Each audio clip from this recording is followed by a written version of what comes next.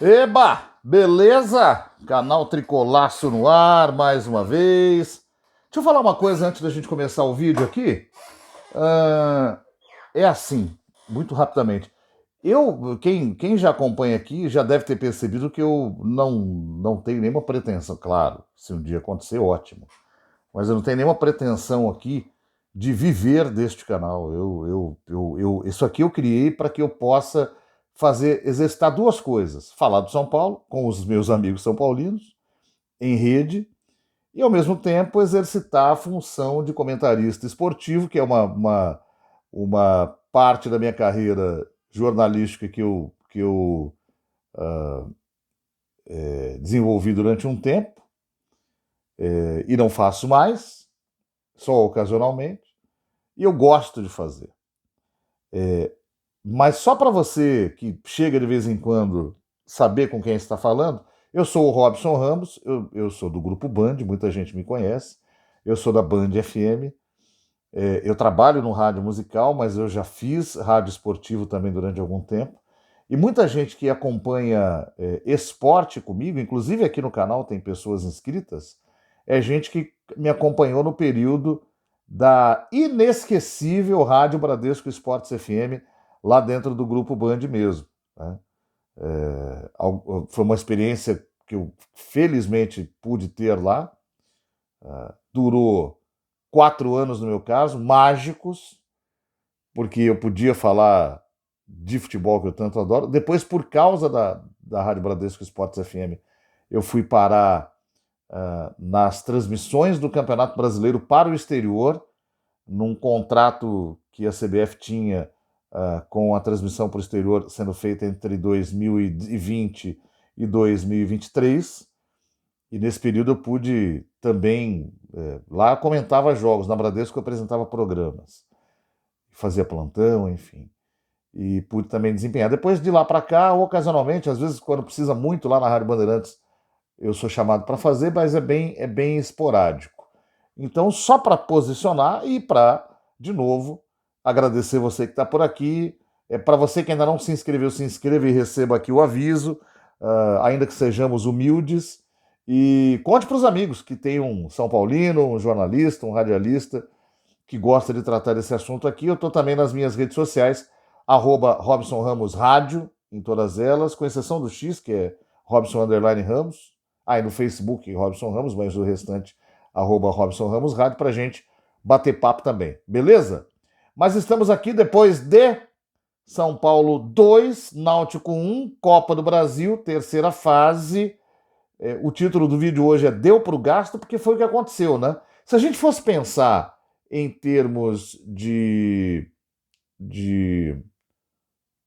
vantagem, o ideal seria o São Paulo ter metido 4-1, 5-1, se livrado da importância do jogo da volta para poder jogar lá com um time bem mexido, descansar os mais importantes jogadores da equipe para a sequência do Campeonato Brasileiro e da Libertadores da América. Mas esse ideal nem sempre acontece.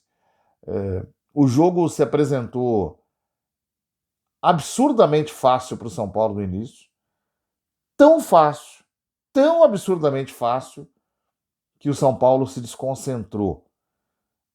E nessa de se desconcentrar, perdeu pelo menos 3 lances muito bons, 2 com o Luciano, 1 com o André Silva, e tomou um gol aos 17 minutos do primeiro tempo. Golaço, por sinal, do Caio Vitor. Né? Cortou, bateu no ângulo. Golaço. E aí o São Paulo acho que acordou, se opa, peraí, o que eu estou fazendo comigo mesmo? E só de apertar um pouco o jogo, ali naquele momento em que precisava do placar, aos 21, quer dizer, 4 minutos depois, o São Paulo empatou o jogo em 1-1 no gol do Luciano. Depois disso, parece que o time entendeu que não podia ficar vacilando e passou a trabalhar em cima do Náutico com um pouco mais de seriedade. Mas aí você encontra as armadilhas de um jogo de Copa do Brasil com uma equipe bem mais frágil, o Náutico, que é um clube gigantesco de Pernambuco, clube importante no cenário brasileiro, mas está muito enfraquecido, né? Disputando a Série C.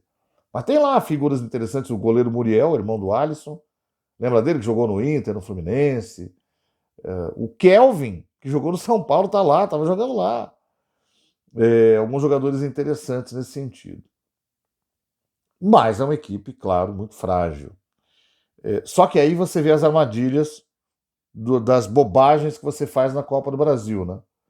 Ah, o Náutico tem uma qualidade, marca bem.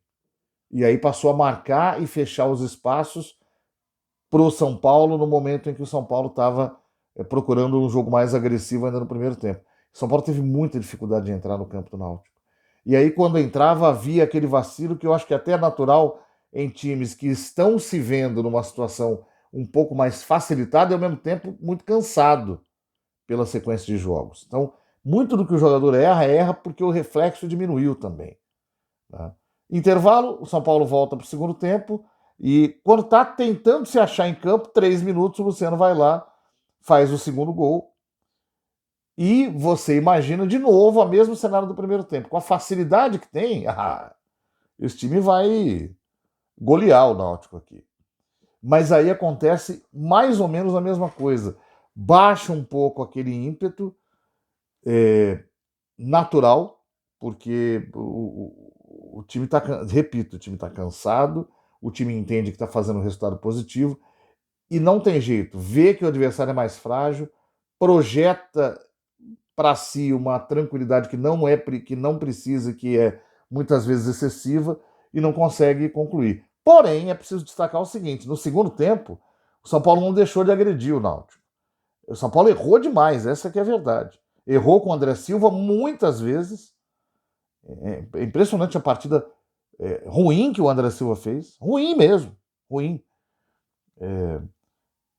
E depois o São Paulo teve dificuldade, e estava tendo dificuldade com o Matheus Alves, né? Que entrou na meia, não jogou bem o jogo inteiro. E aí o Zubeldia fez as trocas.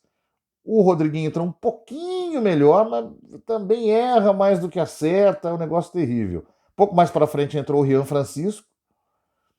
E aí ele teve, logo depois que ele entrou, um lance muito, muito bom do Luciano, que enfim, deu uma assistência perfeita para ele. Ele bateu, mas bateu muito alto.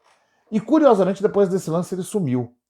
Isso serve para a gente refletir o seguinte: apesar de toda a expectativa que tem, eu falei disso aqui, esses jogadores muito novos vão passar por esse processo. Ele não fez uma boa partida. Ele desapareceu depois desse lance. E assim, tem dificuldade em incomodar zagueiro, tem dificuldade de achar o seu lugar no campo ainda. Não é um jogo de sub-20. Os jogadores são mais fortes. Tem jogador mais velho, inclusive de idade, de 30 anos, de 28 anos, de 33 anos, que tem físico privilegiado, que já joga futebol há muito tempo, às vezes mesmo fazendo parte de uma equipe inferior, como é o Náutico, mas o cara joga futebol há 10 anos, há 12 anos, no profissional. Tem outro tipo de integração com o campo que o Rian Francisco ainda não tem. Então não foi uma boa jornada dele. E isso vai acontecer, e é importante esse tipo de destaque para que torcedores muito ansiosos pela colocação desses caras em campo não se iludam de que eles vão resolver problemas, porque eles não resolvem.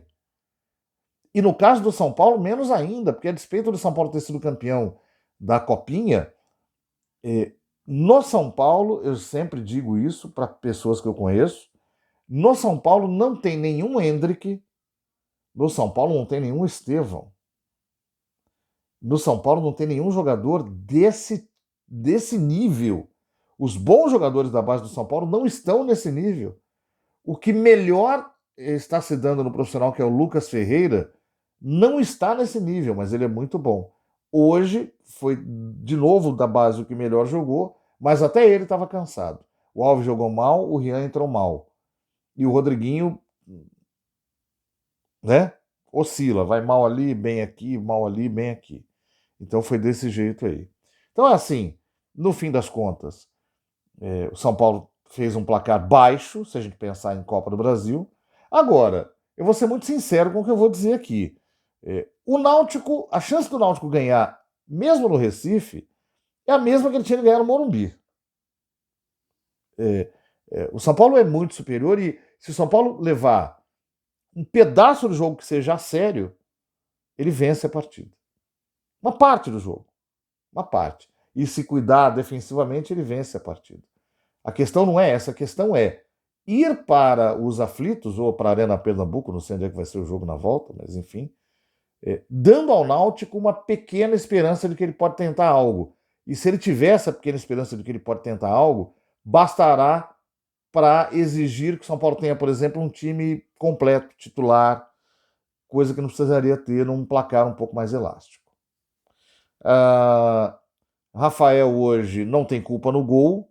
Jogou muito pouco, porque o Náutico não agrediu, né? O Náutico não chegou no ataque, chegou muito pouco, chegou no susto em algumas vezes, em alguns escanteios que o São Paulo cedeu, e só. Então, dá para dar para o Rafael uma nota 7 porque está em campo. Cedric Soares, que nesse dia 30 de abril vence o contrato de empréstimo, jogador que leva muito a sério a sua profissão. Se esse cara for embora de São Paulo amanhã, ele vai deixar essa marca. Não estamos falando de um craque da lateral direita, mas de um jogador que leva muito a sério a sua profissão. Impressionante.